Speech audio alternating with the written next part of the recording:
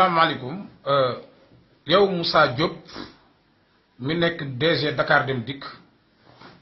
man naruma la woon a tontu sax bi ma jëkkee dégg sa première vidéo waaye bi nga dëggalaatee nag li nga wax yaa ko wax moo tax ma lay tontu vidéo bi dama bëgg ngeen arrêté seen réewande gi ngeen di jël di ko jëmee Touba. Touba la fa nekk amut feneen borom dëkk baa ñaan sunu borom ba mu dimbali ko defal ko loo xamante ni kenn du ko am.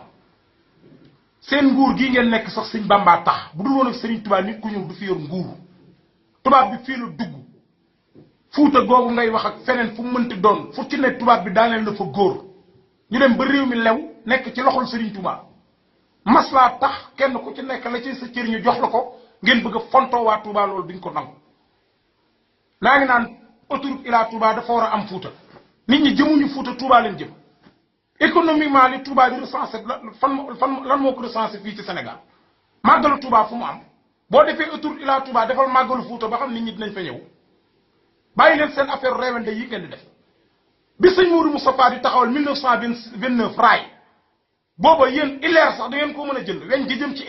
ileer mooy loolu ñuy bayee mënu leen koo jënd yoonu murit amuñu problème mu tali te fii tali toll ñu soxla Ila Touba ci la ko sëñ Touba inde par force ngeen ko indi